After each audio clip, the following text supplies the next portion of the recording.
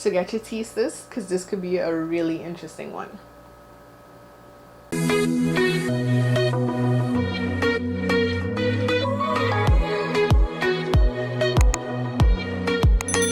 Hey guys, so welcome back to my channel for another video. It's Nisha here, or welcome to my channel if you are new. So if you've been rocking with me for a little while, you know that we've been kind of on this length retention series. So I've talked about your moisture protein balance, we've talked about how to trim your hair and when to know when is the right time to trim your hair.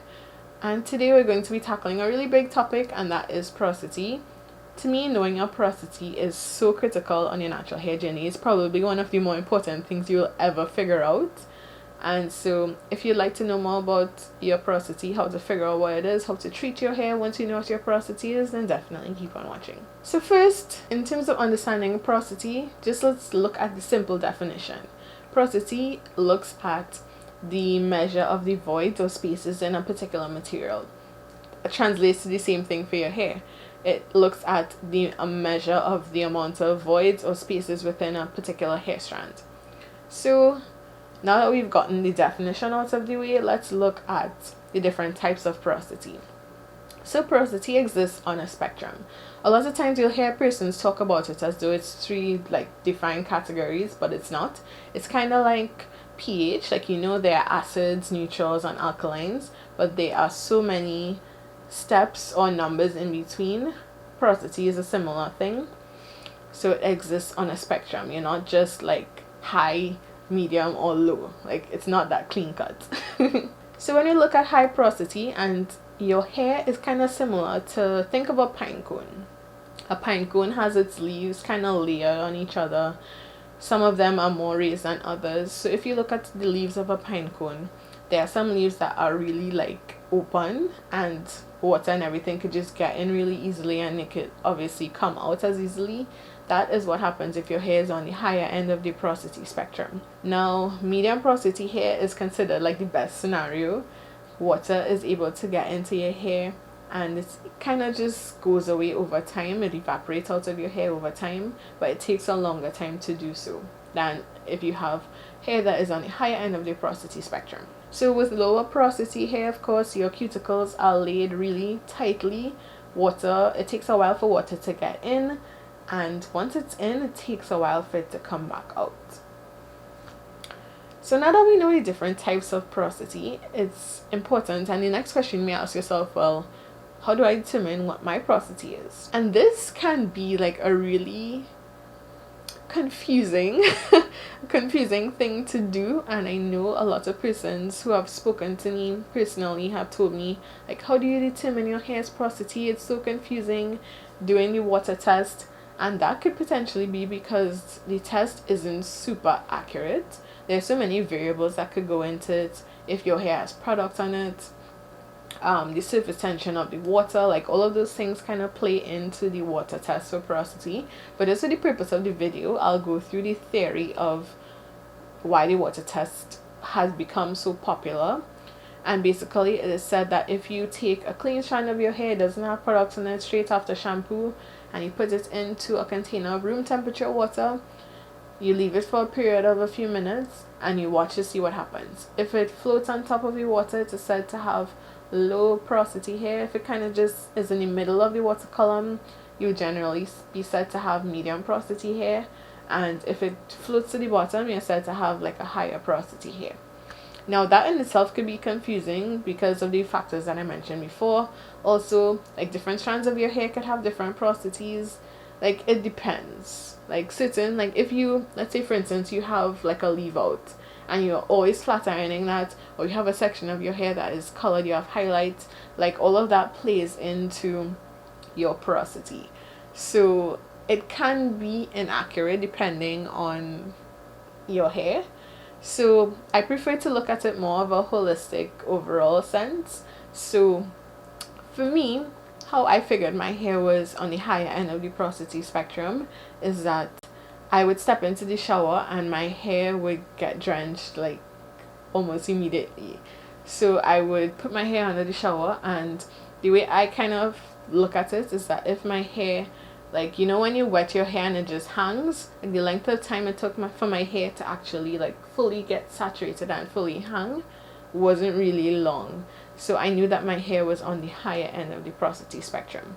So if you are somebody who you want to figure out what your hair porosity is, go step under the shower and see how long it takes for your hair to actually get fully elongated and fully saturated with water, and you'll kind of get an idea of where your porosity is at. So you could also similarly take a mister, like a spray bottle, spray that onto your hair and look at how your hair behaves. If the water just kind of beads and sits on your hair, then that tells you that the water isn't being absorbed like super quickly. It just kind of sits on your hair, and it's indicative of having like a lower porosity hair. If your hair just really absorbs the water almost immediately, takes like no time at all to absorb, you probably have hair that is on the higher end of the spectrum. If your hair takes maybe like 2 to 3 seconds to get wet, you probably have like a medium porosity, which, like I said, is generally considered ideal. Another way you could test your porosity is take a strand of your hair and, like, let's see, I have like a strand of my hair in my hand right now, and if I pass my hand from the tip of my hair running back up towards the root, you kind of want to feel for how your hair feels. If it feels really rough, your hair could be considered to be higher on the higher end of the porosity spectrum, because you'll feel like the cuticles actually lifted. If you feel your hair a lot smoother, you could generally be said to be on the lower end of the porosity spectrum. Another way you can kind of tell if your hair is like high or lower porosity is if your hair, like if you've ever colored your hair and it took long for the color to take, that is another way to know that you could potentially be on the lower end of the porosity spectrum. If you've ever colored your hair and it took really quickly, or you relaxed your hair and it took really quickly, that is a way to know if your hair is on the higher end of the porosity spectrum as well. I think it really helps not only to do the water test, but actually to pay attention to your hair and kind of determine how your hair reacts to things, and it'll give you a better picture overall of where your porosity lies. Having said all of that, there are some elements or certain factors that can alter your porosity.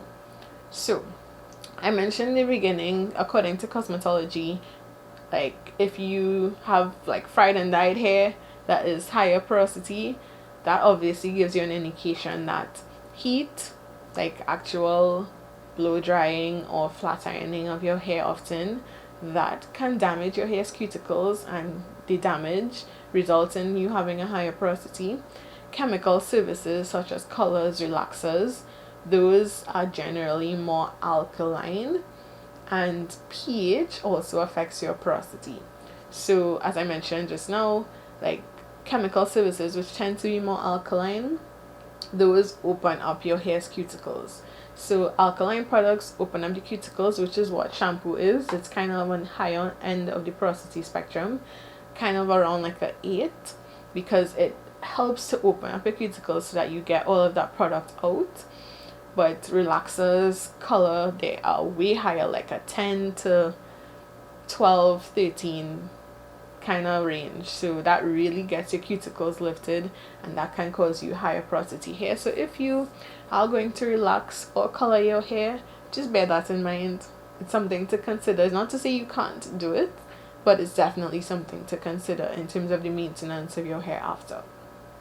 Now, alternatively, if you use substances like apple cider vinegar, like aloe vera juice, those have a more acidic pH, and acids tend to relax the cuticle or close down the cuticle of your hair. As I mentioned or alluded to before, genetics also plays a role in your porosity. So you could either be born with high porosity hair or low porosity hair or medium porosity hair, or it's something that you can alter over time, depending on either the services that you do or the products that you use. So temperature also affects porosity, and I'm sure a lot of people have heard said before that if you wash your hair with hot water, it tends to dry it out a lot, because hot water tends to lift the cuticles of your hair.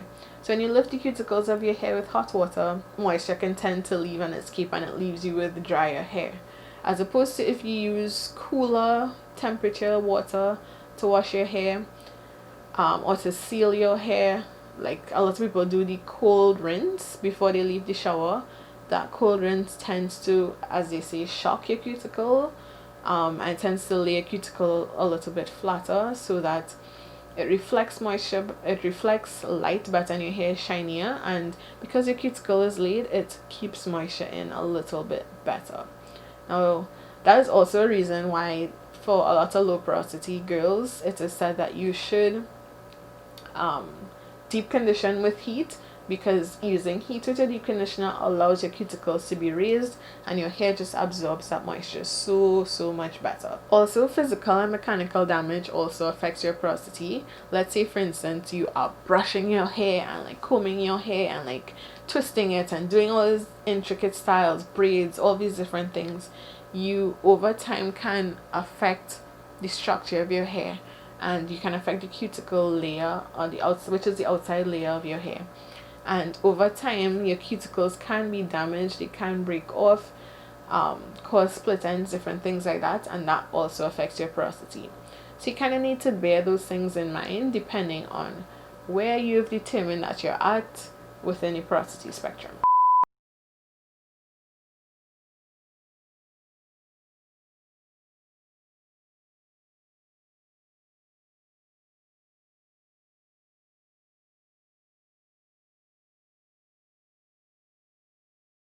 I hope you guys were able to find this video helpful. I hope it gave you a little bit of insight. So if you like this video, definitely give me a thumbs up. Also hit the subscribe button and the notification bell so that you never miss future uploads. And I thank you guys so much for watching. I'll see you in the next video. Take care. Bye.